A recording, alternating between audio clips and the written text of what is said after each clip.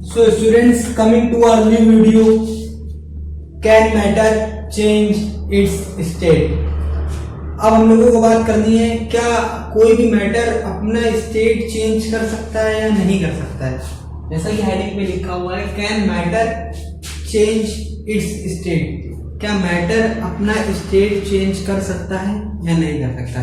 क्या आपने कभी देखा है किसी मैटर को स्टेट चेंज करते हुए? सोचिए थोड़ा सा, इतना सा बस जोर लगाइए माइंड पर अपने। क्या आपने कभी देखा है? हम सभी ने देखा है, हम सभी ने अपने बचपन में मम्मी से छुपकर फ्रीज से, रेफ्रिजरेटर से या फ्रीजर से बर्फ निकाल कर खाई है। तो वो बर्फ का जमना भी क्या है, एक तरह से change of state of matter है। और जब हम लोग सभी छोटे थे तो हम लोगों ने एक चीज नोटिस की थी, हम लोग किचन में जाते थे और किचन में अगर कुकर पर कोई चीज चढ़ी होती थी, खाना बन रहा होता था कुकर पर, दाल सब्जी कुछ भी, तो उसमें से जो सीटी निकलती है उसमें से आप देखते हैं धुआं टाइप का निकलता है, वो वर्कर वो क्या होता है। तो देखिए, can matter change it's state. क्या मैटर अपना स्टेट चेंज कर सकता है? बिल्कुल चेंज कर सकता है। किस तरह से? जब कभी भी कोई सॉलिड किसमें चेंज होता है? लिक्विड में। या कोई लिक्विड किसमें चेंज होता है? गैस में। या कभी कोई गैस किसमें चेंज होती है? लिक्विड में। या कोई लिक्विड आपका चेंज होता है किसमें? सॉलिड में। तो ये क्या है? Change in state of matter. या कभी कोई गैस डायरेक्ट सॉलिड से लिक्विड या सॉलिड से गैस या गैस से सॉलिड बन जाती है। ये सारे फिनोमिनाज हैं जो हम लोगों को स्टडी करने हैं। तो हाँ, हम लोग ये कह सकते हैं matter can change it's state. Matter अपनी स्टेट चेंज कर सकता है। किस तरह से मैटर स्टेट चेंज कर सकता है? दो फिनोमिना होते हैं चेंजिंग स्टेट ऑफ मैटर के। कैसे करता है? हम लोग स्टेट कैसे चेंज कर सकते हैं? By changing temperature.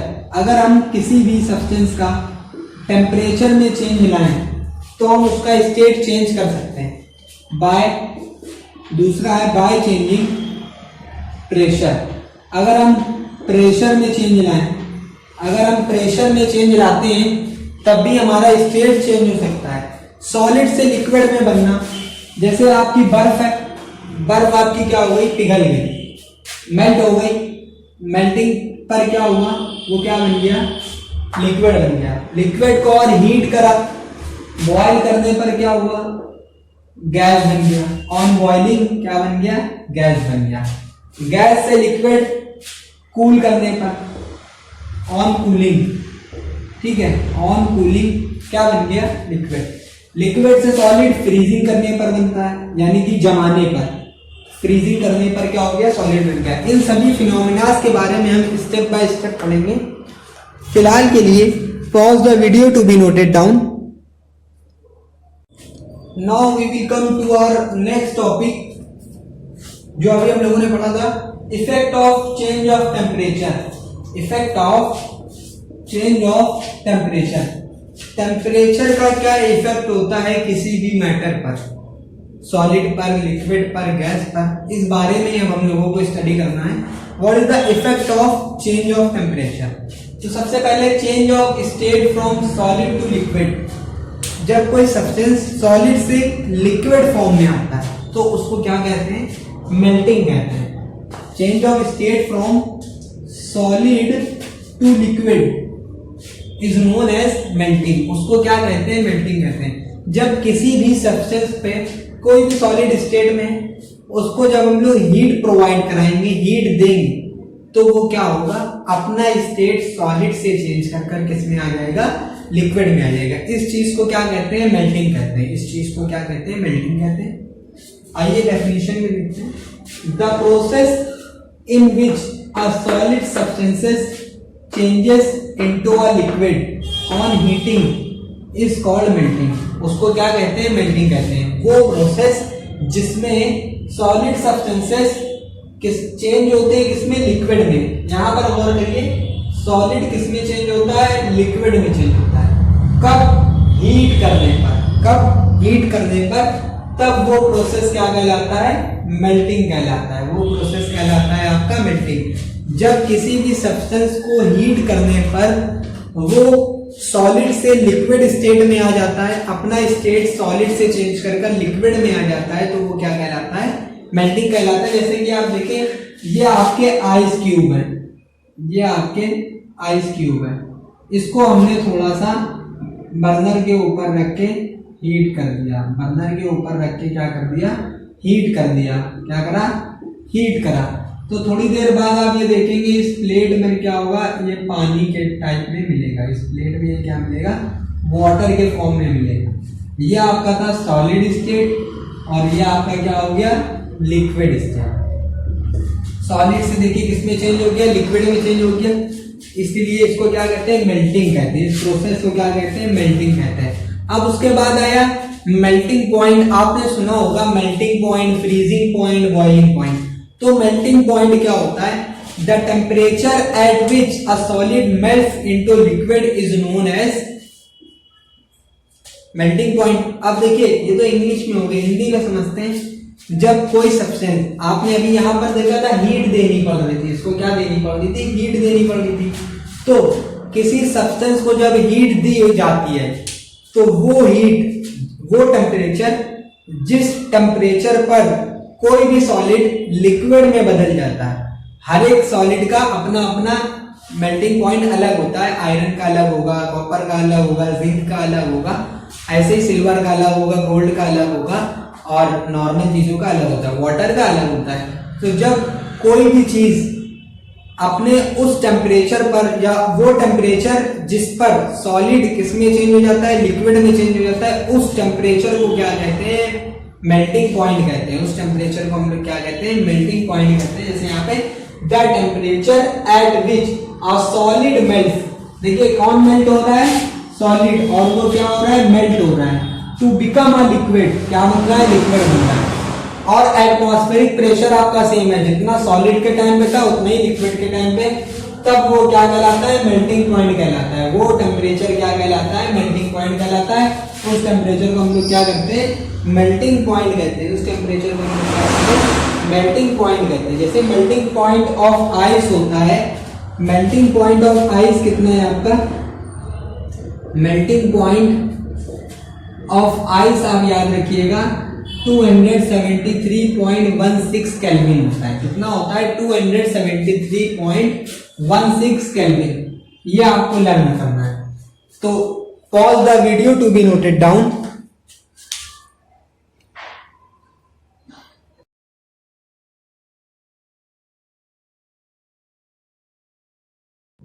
तो चलिए स्टूडेंट, अब हम लोग आते हैं अपने एक्सपेरिमेंट पर। हम लोगों को स्टडी करना है लेटेंट हीट ऑफ फ्यूजन।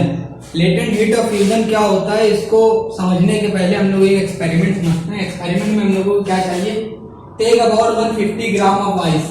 हम लोग 150 ग्राम आइस ले लें। आपकी बुक में ये एक्सपेरिमेंट आपको मिल जाएगा एक बीकर में, और उसको एक लेबोरेटरी थर्मामीटर से हम लोग अटैच कर देते हैं इस तरह से कि उसकी रीडिंग हमारी ये टच में रहे। ये थर्मामीटर जो है ये इस आइस से टच में रहे। अब देखिए इस एक्सपेरिमेंट में हम लोगों को क्या क्या चाहिए होगा। सबसे पहले एक बीकर चाहिए होगा, उसमें हम लोग 150 ग्राम आइस, आप 100 ग्राम आइस भी ले सकते हैं, 1 kg आइस, जितना आपको चाहिए आप उतना ले सकते हैं। एक आपको बंसन बर्नर चाहिए होगा। बर्नर कई तरह के आते हैं, लेकिन यहाँ पर जो बर्नर यूज हुआ है वो बंसन बर्नर है। फ्लेम बर्नर भी आता है। एक ट्राइपॉड स्टैंड चाहिए होगा, एक आयरन स्टैंड, एक ग्लास स्टेरर और एक थर्मामीटर। तो इस एक्सपेरिमेंट में क्या होता है, ये एक बहुत नॉर्मल सा एक्सपेरिमेंट है। इसमें हमने इस बीकर में आइस ली है। ये आइस कितनी है, 150 ग्राम। ये आइस कितनी है, 150 ग्राम आइस है। तो जब आप इसको हीट करेंगे, इसके हीट होने की वजह से बीकर हीट होगा, और बीकर के हीट होने की वजह से ये आइस क्या हो जाएगी, मेल्ट हो जाएगी। अब ये आइस क्या हो जाएगी, मेल्ट हो जाएगी। तो बहुत सारे क्वेश्चन यहीं से बनते हैं कि ये आइस किसमें बदल जाएगी, वाटर में। अब इस आइस का वाटर में बदलना क्या कहलाता है, मेल्टिंग कहलाता है। क्या कहलाता है, मेल्टिंग कहलाता है। और जिस टेम्परेचर पर ये आइस मेल्ट होती है वो टेम्परेचर क्या कहलाता है, मेल्टिंग पॉइंट कहलाता है। वो टेम्परेचर मेल्टिंग पॉइंट कहलाता है। अगर आपके माइंड में इस एक्सपेरिमेंट को लेकर कोई क्वेश्चन आ रहा हो तो आप क्वेश्चन पूछ सकते हैं। पहले इस एक्सपेरिमेंट को बहुत ध्यान से आपको पढ़ना है। असल में इस एक्सपेरिमेंट में होता क्या है, जब हम लोग इसको हीट देते हैं तब ये जो आइस है, ये आइस भी क्या होती है, हीट होती है। और जब ये हीट होती है तो इसमें क्या फॉर्म होती है, काइनेटिक एनर्जी। क्या फॉर्म होती है, काइनेटिक एनर्जी। इस आइस के मॉलिक्यूल्स में क्या आ जाती है, काइनेटिक एनर्जी आ जाती है। जो काइनेटिक एनर्जी क्या हेल्प करती है, आइस में जो भी बॉन्ड है, आइस के जो भी बॉन्ड है, इंटरमॉलिक्यूलर बॉन्ड है, ये उस बॉन्ड को क्या करने में यूज होती है, ब्रेक करने में यूज होती है। जो काइनेटिक एनर्जी होती है वो यूज होती है किसमें, इन ब्रेकिंग द बॉन्ड। ये बॉन्ड को ब्रेक करने में यूज होती है। अगर आपके माइंड में कोई क्वेश्चन आ रहा है तो आप कोई क्वेश्चन पूछ सकते हैं। सर, जब हम लोग आइस को मेल्ट करेंगे हीट देके, उसका टेम्परेचर बढ़ेगा कि घटेगा? Very good question. यहाँ पर एक क्वेश्चन पूछा गया है कि जब हम लोग इसको टेम्परेचर दे रहे हैं तो जो आइस का टेम्परेचर होगा, जब ये वाटर में मेल्ट हो जाएगी तो क्या ये टेम्परेचर इसका बढ़ेगा? फॉर एग्जाम्पल के तौर पे हमारी आइस है 0 डिग्री सेल्सियस पे। हमारी आइस क्या है, 0 डिग्री सेल्सियस पे। ये जब आइस हमने इसको मेल्ट नहीं करा है तब ये आइस क्या है, 0 डिग्री सेल्सियस पर है। अब जब हम इसको हीट करेंगे, बहुत से लोग ये अपने मन में सोच रहे होंगे कि जब हम इसको हीट करेंगे तो इसका वाटर बनने के बाद इसका टेम्परेचर 100 डिग्री हो जाएगा या 25 डिग्री सेल्सियस हो जाएगा। तो इसी चीज को आपको समझना है। जो लैटेंट हीट ऑफ फ्यूजन होती है, ये क्या होती है? असल में लैटेंट का जो मतलब होता है, इसका मतलब होता है लैटेंट मीन्स हिडन। लैटेंट का मतलब होता है हिडन, छुपा हुआ। तो छुपी हुई हीट क्या होती है?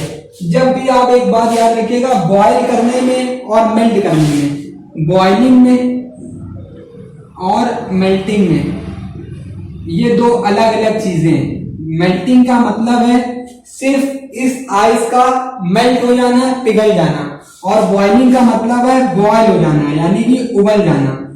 बॉइलिंग का मतलब होता है उबल जाना। तो देखिए, जब आप इसको हीट करेंगे, अगर हमारी आइस 0 डिग्री सेल्सियस पर है, अगर हमारी आइस 0 डिग्री सेल्सियस पर है, तो जो भी हम इसको हीट दे रहे हैं, जो भी हम इसको हीट प्रोवाइड करवा रहे हैं, वो हीट इसको क्या करेगी, बस इस आइस को क्या करेगी, वाटर में ले आएगी। इस आइस को किस फॉर्म में बदल देगी, वाटर के फॉर्म में बदल देगी, जो क्या होती है, लिक्विड स्टेट। लेकिन जो वाटर आपका फॉर्म होगा, जो वाटर आपका फॉर्म होगा, वो भी आपका क्या होगा, 0 डिग्री सेल्सियस का होगा।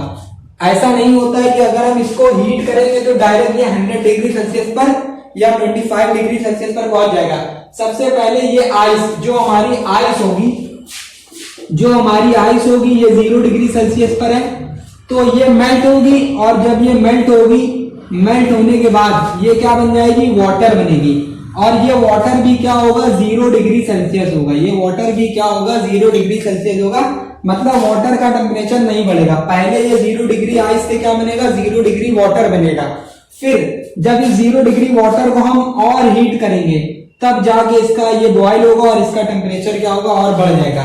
तो जब भी कोई स्टेट चेंज होता है, तो जो इसका इंटरनल टेम्परेचर होता है, जो इसका इंटरनल टेम्परेचर होता है, स्टेट चेंज होने के बाद भी उसका टेम्परेचर क्या होता है, सेम होता है। यानी कि वाटर, इस आइस को मेल्ट करने के बाद जो वाटर बनेगा वो क्या होगा, 0 डिग्री सेल्सियस होगा। उस वाटर का टेम्परेचर भी क्या होगा, 0 डिग्री सेल्सियस होगा। अब इस आइस को 0 डिग्री सेल्सियस से 0 डिग्री सेल्सियस वाटर पर लाने में जो भी हीट दी जाती है उसको क्या कहते हैं, लैटेंट हीट ऑफ फ्यूजन कहते हैं। उसको क्या कहते हैं, लैटेंट हीट ऑफ फ्यूजन। पहले आप इस डायग्राम को अच्छे से समझ लीजिए और इसको नोट कर लीजिए। Pause the video to be noted down, then we will study about the latent heat of fusion.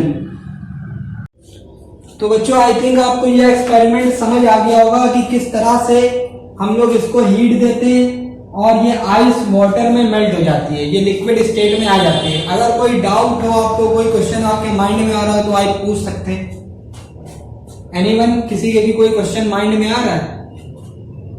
जो काइनेटिक एनर्जी वाला कॉन्सेप्ट है फिर से बता दीजिए। जो काइनेटिक एनर्जी इसमें फॉर्म होती है, इसका कॉन्सेप्ट एक बार फिर से आपको बता दें। तो चलिए देखिए क्या होता है। अभी एक बार इसको हम फिर से रिपीट करते हैं। जब हम लोग इस बर्नर से इसको हीट देते हैं, तो ये आइस में क्या होता है, इसके पास पहले से ही कुछ काइनेटिक एनर्जी होती है। हर किसी के पास पहले से ही कुछ ना कुछ काइनेटिक एनर्जी होती है। इस आइस के पास कुछ काइनेटिक एनर्जी होती है। और जब हम इसको हीट देते हैं, तो हीट देने का मतलब हमने आपको बताया था फिजिक्स में, जब हम हीट देते हैं किसी को भी, तो इसका मतलब है उसमें काइनेटिक एनर्जी बनती है, उसमें काइनेटिक एनर्जी प्रोड्यूस होती है। तो इसमें से रिलीज होने वाली काइनेटिक एनर्जी ये यूज कहाँ होती है, आपको ये बताना है कि ये एनर्जी जाती कहाँ है। तो इस एनर्जी को देखिए, this heat energy is actually used up in overcoming the forces of attraction between the particle of solid during the change of state from solid to liquid without increasing their kinetic energy। असल में क्या होता है, एक ये ice का molecule है, ये इन दोनों के बीच में कुछ ना कुछ काइनेटिक एनर्जी होगी, लेकिन जब हमने इसको हीट दी तो इसका मतलब है हमने इसमें और काइनेटिक एनर्जी दी। जो हमने इसको काइनेटिक एनर्जी दी है तो इन दोनों के बीच में, इन तीनों के बीच में जो भी बॉन्ड है, अट्रैक्शन फोर्सेस है, जो भी बॉन्ड है या अट्रैक्शन फोर्सेस है, अट्रैक्शन फोर्सेस को कमजोर करने के लिए या ब्रेक करने के लिए, अट्रैक्शन फोर्सेस को वीक करने के लिए या ब्रेक करने के लिए जो हमने काइनेटिक एनर्जी दी है, वो काइनेटिक एनर्जी किसमें यूज होती है, इसके बॉन्ड को ब्रेक करने के लिए। इसलिए जो हम एनर्जी दे रहे हैं वो पूरी की पूरी एनर्जी किसमें यूज हो जा रही है, इसमें ब्रेक करने में यूज हो जा रही है, इसके बॉन्ड को ब्रेक करने में यूज हो जा रही है। इसी वजह से क्या होता है, इसके पास जो एनर्जी पहले से थी काइनेटिक एनर्जी, वो इंक्रीज नहीं हो रही है। अब जब इसके पास जो मौजूद थी काइनेटिक एनर्जी वो पहले से इंक्रीज नहीं हो रही, तो इस पॉइंट को आप देखें, since kinetic energy does not increases hence temperature of substance not increases. अगर काइनेटिक एनर्जी इंक्रीज नहीं होगी तो जाहिर सी बात है इसके बीच का टेम्परेचर भी इंक्रीज नहीं होगा। अगर बर्फ हमारी 0 डिग्री सेल्सियस पर थी तो जो वाटर फॉर्म हुआ है, जो सॉलिड से लिक्विड बना है, वो भी क्या होगा, 0 डिग्री सेल्सियस पर होगा, वो भी क्या होगा, 0 डिग्री सेल्सियस पर होगा। और ऐसा क्यों हो रहा है, क्योंकि इसकी आइस की काइनेटिक एनर्जी इंक्रीज नहीं हो रही है। जब आइस की काइनेटिक एनर्जी नहीं इंक्रीज हो रही है तो टेम्परेचर भी इंक्रीज नहीं होगा, टेम्परेचर भी इंक्रीज नहीं होगा। काइनेटिक एनर्जी इंक्रीज होने से टेम्परेचर बढ़ जाता है। इसको आप कैसे बता सकते हैं, आप 2 मिनट दौड़ कर आइए कहीं से, जब आप दौड़ कर आएंगे आपने मोशन करा, जब मोशन करा तो काइनेटिक एनर्जी क्या हुई है, काइनेटिक एनर्जी बनी है। और उस काइनेटिक एनर्जी की वजह से जब आप अपना माथा, अपना गला छू कर देखेंगे तो वो थोड़ा सा गर्म दिखेगा आपको। ऐसा क्यों हो रहा है, काइनेटिक एनर्जी बनी, टेम्परेचर बढ़ गया। इस केस में क्या हो रहा है, काइनेटिक एनर्जी बढ़ नहीं रही है तो टेम्परेचर भी नहीं बढ़ेगा। इसी चीज को क्या कहते हैं, latent heat of fusion. Latent heat of fusion का आप डायग्राम डेफिनेशन देखें, the amount of heat energy that is required to change 1 kg। यहाँ पर हम लोग 1 kg, आपने देखा होगा हर डेफिनेशन में 1 kg होता है, तो बच्चे सोचते हैं ये 1 क्या है। 1 कुछ नहीं है, 1 की जगह पे आप लिख सकते हैं unit mass of a solid. Unit का मतलब होता है 1, तो हम लोग उसको 1 kg लिख देते हैं, वो आसान हम लोगों के लिए पड़ जाता है। तो डेफिनेशन पे एक बार फिर आते हैं, the amount of heat energy that is required to change 1 kg of a solid into liquid at atmospheric pressure। at atmospheric का प्रेशर का मतलब है जो प्रेशर आइस के टाइम पे था वही आपका वाटर के टाइम पे भी है, प्रेशर में कोई भी चेंज नहीं आया है। तो वो अमाउंट ऑफ हीट, वो हीट एनर्जी जो आप 1 kg सॉलिड को लिक्विड में लाने के लिए आप हीट देते हैं। 1 kg सॉलिड को लिक्विड में लाने के लिए जो भी हीट दी जाएगी, जो भी हीट प्रोवाइड कराई जाएगी, उस हीट को क्या कहते हैं, लैटेंट हीट ऑफ फ्यूजन कहते हैं। उस हीट को क्या कहते हैं, लैटेंट हीट ऑफ फ्यूजन कहते हैं। The amount of heat required to change 1 kg of a solid into a liquid at atmospheric pressure is at its melting point is known as latent heat of fusion. कोई भी 1 kilo solid को melt करने के लिए, liquid में लाने के लिए जो भी हीट यूज होती है, उस हीट को हम लोग क्या कहते हैं, लैटेंट हीट ऑफ फ्यूजन कहते हैं। Pause the video to be noted down। अब आते हैं change of state from liquid to solid. Liquid से सॉलिड में किस तरह से चेंज होता है, देखिए बहुत ही सिंपल है ये। The process of changing of a liquid into a solid bye cooling is called freezing. कैसे, लिक्विड से सॉलिड कैसे बनता है, कूल करने से। कूल करने का मतलब होता है उसमें से हीट को निकाल लेना, ठीक है। जो हीट हमने दी है उस हीट को क्या कर लेना, निकाल लेना। तो the process of changing of a liquid into a solid bye cooling is called freezing. जब हम किसी लिक्विड को कूल करते हैं और वो सॉलिड में बदल जाता है तो उसको क्या कहते हैं, फ्रीजिंग कहते हैं। उस प्रोसेस को क्या कहा जाता है, फ्रीजिंग कहते हैं। अब फ्रीजिंग पॉइंट की, अगर आपसे फ्रीजिंग पॉइंट की डेफिनेशन पूछी जाती है तो आप क्या बताएंगे, the temperature at which a liquid freezes to become solid at atmospheric pressure is known as freezing.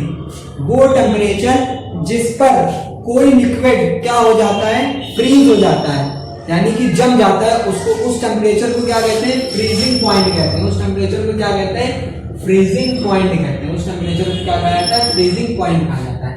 अलग अलग सब्सटेंसेस की अलग अलग फ्रीजिंग पॉइंट होते हैं। फॉर एग्जांपल वाटर का फ्रीजिंग पॉइंट होता है 0 डिग्री सेल्सियस। अब कुछ बच्चे यहाँ पर सोच रहे होंगे कि अभी सर ने बताया था कि आइस को जब मेल्ट करा था, तो जब आइस को आपने क्या करा था, मेल्ट करा था, आइस आपकी 0 डिग्री सेल्सियस पे थी, जब मेल्ट करा तो क्या बना, वाटर बना, वो भी किस पे, 0 डिग्री सेल्सियस पे। तो कंफ्यूज बिल्कुल नहीं होना, ऐसा नहीं है कि 0 डिग्री सेल्सियस पर आते ही साथ ही ये जम जाता है। इस अभी ये क्या है, आइस से वाटर बना था, लैटेंट रेट ऑफ फ्यूजन जब हम लोगों ने डिस्कस करा था, ये वाटर 0 डिग्री सेल्सियस था, ये था तो वाटर, लेकिन इसका टेम्परेचर क्या था, 0 डिग्री सेल्सियस। लेकिन अगर हम इसी वाटर को थोड़ी देर के लिए फ्रीजर में रख दें 0 डिग्री सेल्सियस पर ही, जब तक ये थोड़ी देर के लिए फ्रीजर में रहेगा, तो थोड़ी देर के बाद ये जम जाएगा। थोड़ी देर के बाद क्या होगा, ये जम जाएगा। Pause the video to be noted down. So now we will study the effect of addition of impurities on freezing point. Impurities क्या होता है, जब भी हम लोग कोई भी चीज किसी भी सब्सटेंस में या वाटर में या कोई भी सॉल्यूशन उसमें मिला देते हैं, ऐड कर देते हैं, तो वो इम्प्योरिटीज कहलाता है। तो इन इम्प्योरिटीज का क्या फर्क पड़ता है, क्या इफेक्ट होता है किस पर, फ्रीजिंग पॉइंट पर। तो देखिए आपको पता है फ्रीजिंग पॉइंट वाटर का क्या होता है, 0 डिग्री सेल्सियस होता है। Freezing point of pure liquid is fixed. जो भी प्योर लिक्विड होगा उसका फ्रीजिंग पॉइंट क्या होगा, फिक्स्ड होगा। अब जैसे प्योर वाटर आप चाहे इंडिया का लें, चाहे अमेरिका का लें, चाहे नैनीताल का लें, चाहे उत्तर प्रदेश का लें, चाहे मध्य प्रदेश का लें, अगर वो प्योर वाटर है तो वो 0 डिग्री सेल्सियस पर फ्रीज हो जाएगा। 0 डिग्री सेल्सियस पर क्या हो जाएगा, फ्रीज हो जाएगा। तो प्योर लिक्विड का फ्रीजिंग पॉइंट क्या होता है, फिक्स्ड होता है। लेकिन इस फ्रीजिंग पॉइंट में फर्क कैसे आता है, देखिए freezing point decreases with the addition of impurities like glucose, urea, sodium chloride, calcium chloride etcetera. जब हम लोग urea, sodium chloride, calcium chloride, glucose, ये सब चीजें अगर हम मिला देते हैं, तब क्या होता है, फ्रीजिंग पॉइंट डिक्रीज कर जाता है। कैसे, जैसे प्योर वाटर का होता है 0 डिग्री सेल्सियस, लेकिन अगर हम 30% सॉल्यूशन ऑफ कैल्शियम क्लोराइड लेंगे वाटर में, तो वो कितने डिग्री पे फ्रीज होगा, 55 डिग्री सेल्सियस पर फ्रीज होगा, 280 केल्विन पे, 218 केल्विन पे। केल्विन में चेंज करना मैंने आपको बताया था। तो अगर हम 30% सॉल्यूशन ले कैल्शियम क्लोराइड का वाटर में, तो वो फ्रीज हो जाता है 55 डिग्री सेल्सियस तक। बहुत से बच्चे सोच रहे होंगे 30% सॉल्यूशन का क्या मतलब है। 30% सॉल्यूशन का मतलब ये है, अगर हमारा सॉल्यूशन 100 ml का है, तो उसमें 70 ml वाटर होगा, 70 ml क्या होगा, वाटर होगा, और 30 ml क्या होगा, CaCl2 कैल्शियम क्लोराइड। समझ गए। इसी तरह से अगर हम सोडियम क्लोराइड को वाटर में मिला दें, तो तब वो जिसमें सोडियम क्लोराइड मिला है वो वाटर कितने डिग्री पे फ्रीज होगा, -18 डिग्री सेल्सियस पर फ्रीज होगा। तब वो किस पे फ्रीज होगा, -18 डिग्री सेल्सियस पर। जिस तरह से इम्प्योरिटीज का इफेक्ट होता है, उसी तरह से प्रेशर का भी इफेक्ट पड़ता है। प्रेशर का क्या इफेक्ट होता है, जब भी हम प्रेशराइज करेंगे किसी लिक्विड को या सॉलिड को, तब उसके फ्रीजिंग पॉइंट पर क्या होता है, pressure decreases the freezing point. Pressure क्या करता है, फ्रीजिंग पॉइंट को डिक्रीज कर देता है, मतलब कम कर देता है। फ्रीजिंग पॉइंट क्या हो जाता है, और कम हो जाता है। और कम होने का मतलब ये नहीं है कि वो टेम्परेचर बढ़ जाएगा, टेम्परेचर और कम हो जाएगा। Pause the video to be noted down. तो स्टूडेंट्स, अब हम लोग आते हैं अपने अगले टॉपिक पर, change of state from liquid to gas. अभी तक हम लोग ने पढ़ा था सॉलिड से लिक्विड, लिक्विड से सॉलिड। अब हम लोग पढ़ते हैं change of state from liquid to gas. Liquid से गैस में कैसे बदलता है, जिसको हम लोग वेपराइजेशन या बॉइलिंग नहीं कहते हैं। डेफिनेशन देखिए, the process in which liquid substances changes into gas rapidly on heating is called boiling. वो प्रोसेस जिसमें लिक्विड सब्सटेंस हीट करने पर क्या होता है, गैसेस स्टेट में चले जाते हैं, और ये बहुत रैपिडली होता है, बहुत जल्दी से हो जाता है।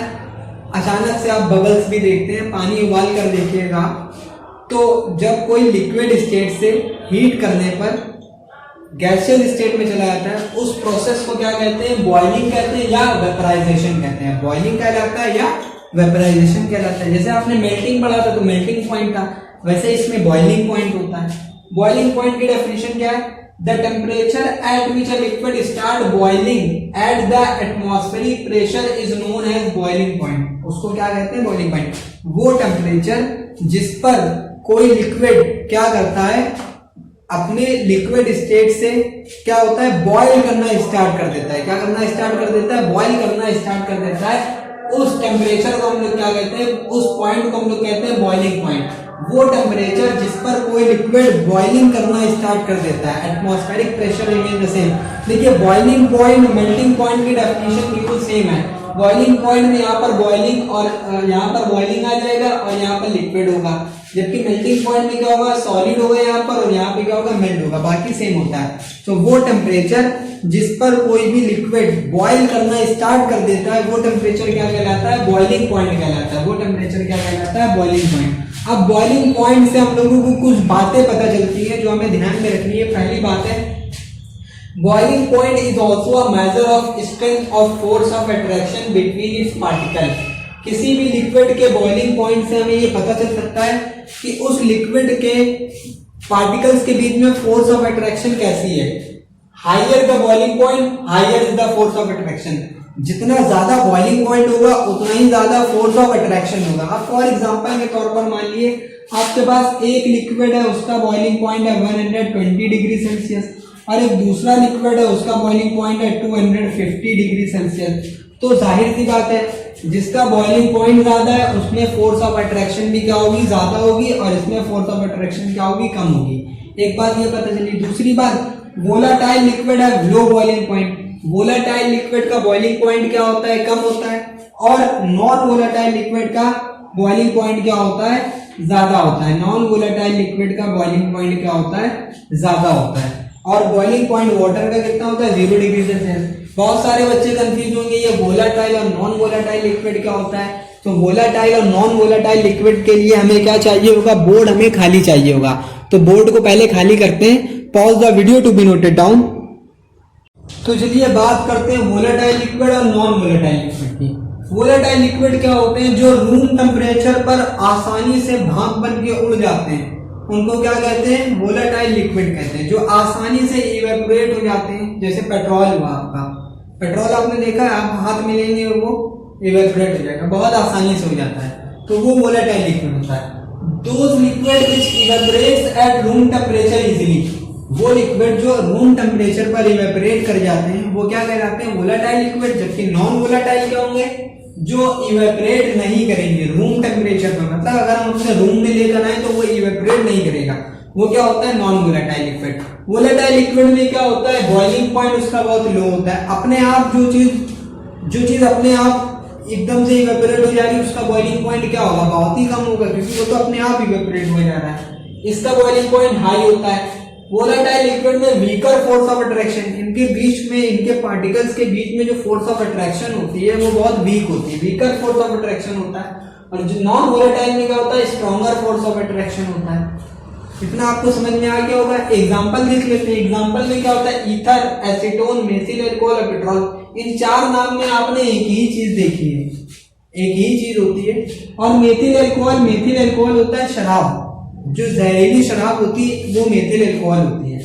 आपने देखा होगा, पेपर में पढ़ा होगा, पेपर में लिखता है जहरीली शराब से 10 मरे 20 मरे, तो ये जहरीली शराब क्या होती है, मेथिल अल्कोहल। एथिल अल्कोहल जो होती है वो नॉर्मल शराब होती है। तो पेट्रोल आपने देखा, पेट्रोल क्या होता है, अगर आप अपनी बाइक की टंकी खुली छोड़ दें तो थोड़ी देर बाद पूरा पेट्रोल गायब, फिर पड़ेगी पापा की डांट। तो पेट्रोल इसीलिए लीक प्रूफ में होता है। और जबकि नॉन वोलेटाइल में क्या होता है, एग्जांपल ग्लाइकॉल, ग्लिसरीन, डाइफिनिल ईथर। इन तीनों में आपने सिर्फ ग्लिसरीन देखा है। सर्दी में वैसलीन लगाते हैं, वैसलीन किससे बनी होती है, ग्लिसरीन से बनी होती है। जो ग्लिसरीन होता है आप देखते हैं क्या अपने आप उड़ जाता है, नहीं होता है। घड़ी का तेल आप रखते हैं घर में, अपने आप उड़ जाता है, नहीं होता है। तो ये क्या होता है, non volatile liquid. Pause the video to be noted down. तो स्टूडेंट्स अब हम लोग आते हैं अपने लेटेंट हीट ऑफ वेपराइजेशन पे। जिस तरह से आपने पढ़ा था लेटेंट हीट ऑफ, क्या पढ़ा था, लेटेंट हीट ऑफ फ्यूजन। उसी तरह से होता है latent heat of vaporisation. Same definition है, बस थोड़ा सा फर्क होता है। The amount of heat, definition देखिए, the amount of heat energy that is required to change 1 kg of a liquid, उसमें क्या था सॉलिड, इसमें क्या लिक्विड, इनटू वेपर, उसमें क्या था लिक्विड, इसमें क्या था vapour, at atmospheric pressure at its boiling point is known as latent heat of vaporisation. जब हम 1 kg या किसी भी लिक्विड को, एक यूनिट मास के लिक्विड को क्या करते हैं, हीट देते हैं, और वो हीट जो एक यूनिट मास के लिक्विड को लिक्विड स्टेट से वेपर स्टेट में लाने के लिए हमको चाहिए होती है, वो हीट क्या कहलाती है, लैटेंट हीट ऑफ वेपराइजेशन कहलाती है। वो हीट क्या कहलाती है, latent heat of vaporisation. The amount of heat energy that is required to change 1 kg of a liquid into vapours at the atmospheric pressure at its boiling point is known as latent heat of vaporization। उसको क्या कहते हैं, latent heat of vaporization कहते हैं। उसके बाद अब कुछ सवाल आ जाते हैं, जैसे क्वेश्चन आपसे पूछ लिया गया, why steam is more effective than boiling water for heating purpose। अगर आपसे क्वेश्चन पूछा गया स्टीम ज्यादा इफेक्टिव होती है कि बॉइलिंग वाटर ज्यादा इफेक्टिव होता है, स्टीम भी 100 डिग्री पर है और बॉइलिंग वाटर भी, मान लिया एक बॉइल करा हुआ वाटर है, बॉइल्ड वाटर कितने डिग्री पे होता है, 100 डिग्री पे होता है, लेकिन स्टीम भी क्या होती है 100 डिग्री पे। तो इन दोनों में ज्यादा इफेक्टिव क्या होता है, तो देखिए at 100 degree Celsius both water and steam exist. 100 degree पे वाटर भी होता है और 100 डिग्री पर स्टीम भी होती है, लेकिन but the particle of steam at 100 degree Celsius have more energy in comparison to particle of water at the same temperature। 100 degree Celsius पर स्टीम भी होती है और 100 डिग्री सेल्सियस पर वाटर भी होता है। 100 डिग्री सेल्सियस पर आपकी 100 डिग्री सेल्सियस पर आपकी स्टीम भी होती है और 100 डिग्री सेल्सियस पर आपका वाटर भी होता है। स्टीम भी होती है, वाटर भी, लेकिन स्टीम के पास क्या होती है, ज्यादा एनर्जी होती है और वाटर के पास क्या होती है, कम एनर्जी होती है। क्यों होती है, क्योंकि देखिए आपका वाटर 100 डिग्री पर था पहले से, जब आपने उसको हीट दी तो जो आपने हीट दी है वो हीट उसमें किस तरह से यूज हुई है, लैटेंट हीट ऑफ वेपराइजेशन के तौर पर। तो जो हीट इसके पास पहले से थी, जो एनर्जी पहले से थी वो तो इसके पास भी है, साथ ही साथ वो जो आपने लैटेंट हीट ऑफ वेपराइजेशन दिया है वो भी एनर्जी इसमें ऐड हो गई है। इस वजह से यहाँ पे रीजन लिखा हुआ है, because during the change of state from water to steam heat energy equal to the latent heat of vaporisation has been absorbed. जो स्टीम बनी होगी उसने क्या, स्टीम किससे बनी है, बॉइलिंग वाटर से बनी है 100 डिग्री पर, उसी वाटर में क्या ऐड हो गया, लैटेंट हीट ऑफ वेपराइजेशन और ऐड हो गया, तब जाके वो क्या बना, स्टीम। तो बॉइलिंग वाटर में जो एनर्जी थी वो तो थी, उसके साथ ही लैटेंट हीट ऑफ वेपराइजेशन की भी एनर्जी उसमें ऐड हो गई। इसी वजह से स्टीम क्या होती है, ज्यादा पावरफुल होती है, किससे, बॉइलिंग वाटर से। आई थिंक आपके क्लियर हो गया होगा। Pause the video to be noted down. तो स्टूडेंट्स अब बात करते हैं effect of addition of impurities on boiling point. Boiling point पर क्या फर्क पड़ता है जब हम लोग इंप्योरिटीज को ऐड करते हैं। जब हम लोग क्या करते हैं, किसी भी इंप्योरिटीज को ऐड करते हैं, तो जाहिर सी बात है मेल्टिंग पॉइंट में क्या हुआ था, मेल्टिंग पॉइंट इंप्योरिटीज ऐड करने पर डिक्रीज हो गया था, क्योंकि हमें उसे जमाना था। अब यहाँ पे बॉयल करना है, तो जब भी एडिशन ऑफ इंप्योरिटीज होता है तो बॉइलिंग पॉइंट क्या हो जाता है, इंक्रीज हो जाता है। बॉइलिंग पॉइंट क्या हो जाता है, इंक्रीज हो जाता है। आप जानते हैं प्योर लिक्विड का मेल्टिंग पॉइंट हो चाहे बॉइलिंग पॉइंट हो, वो क्या होता है, फिक्स्ड होता है, वो तो फिक्स्ड होता है। लेकिन जब हम लोग इंप्योरिटीज मिला देते हैं, जब हम लोग उसमें क्या कर देते हैं, एडिशन ऑफ इंप्योरिटीज, कौन सी, glucose, urea, sodium chloride etcetera, जब इनको ऐड कर देते हैं तो बॉइलिंग पॉइंट क्या हो जाता है, इंक्रीज हो जाता है। बॉइलिंग पॉइंट क्या हो जाता है आपका, इंक्रीज हो जाता है। इसी तरह से प्रेशर का भी इफेक्ट होता है। इफेक्ट ऑफ प्रेशर क्या होता है, if the pressure on the liquid is increase then boiling point of a liquid increases. अगर प्रेशर हमारा बढ़ जाएगा तो boiling point of a liquid क्या हो जाता है, बढ़ जाता है। जब हमारा बॉइलिंग पॉइंट क्या हो जाता है, बढ़ जाता है।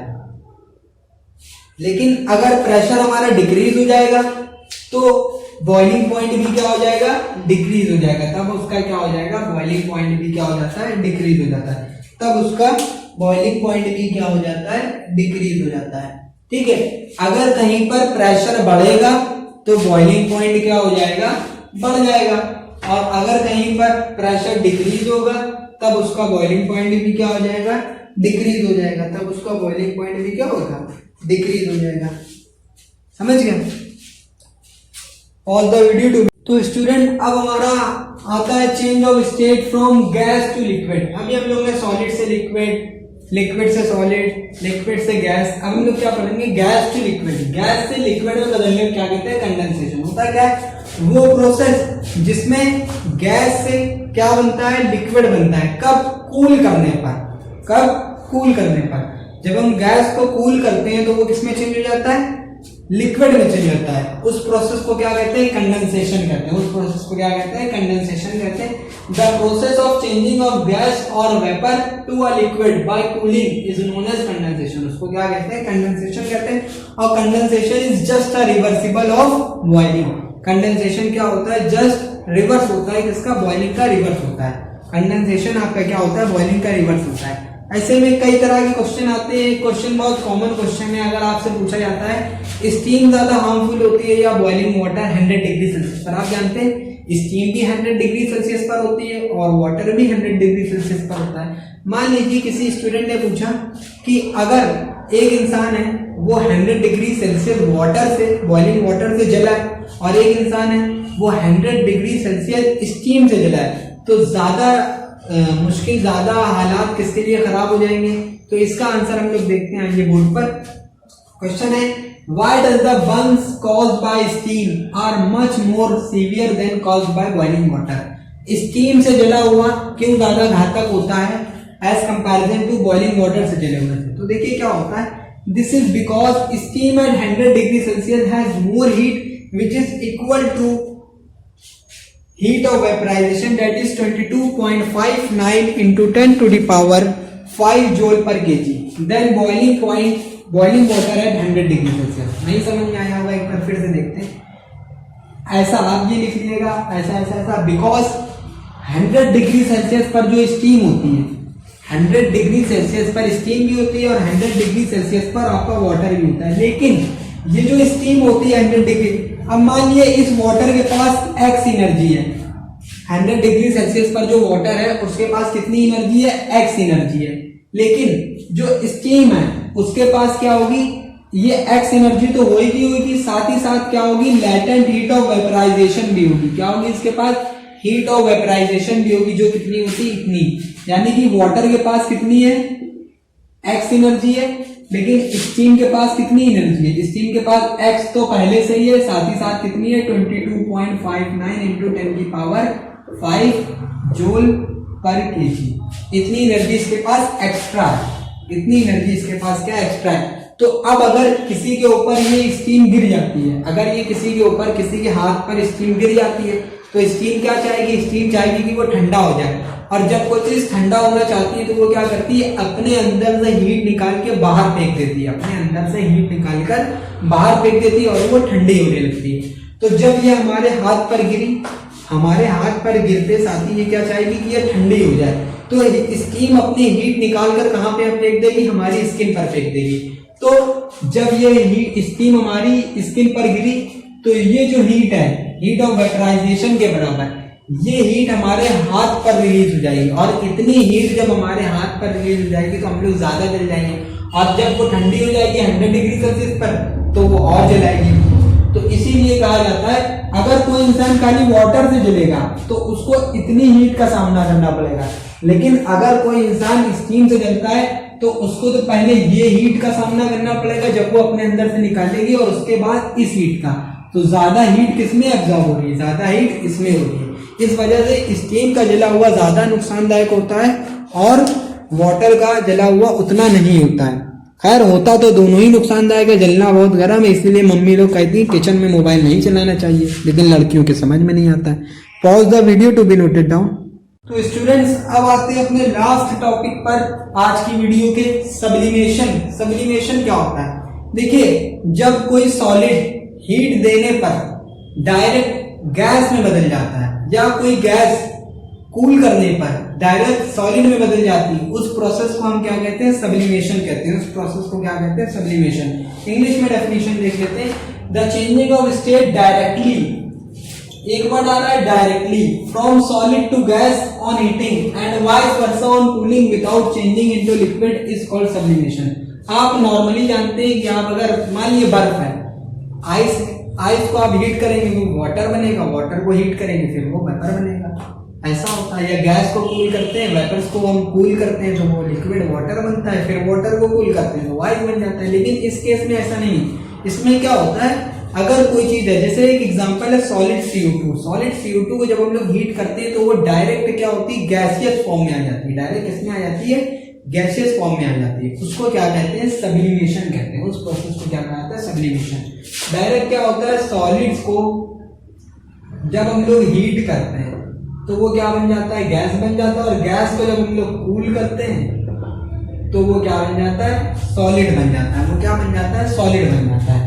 अब इसी में एक बात अब देखिए, जैसे आपने सॉलिड CO2 को हीट करा और हीट करा तो वेपर बन गया, तो the solid substance that undergoes the process of sublimation is called Sublime. जिस सब्सटेंस को हम हीट दे रहे होते हैं या सब्लिमेशन जो कर रहा होता है उसको क्या कहते हैं, सबलाइम कहते हैं। तो सॉलिड CO2 क्या होगी, वो सबलाइम होगी।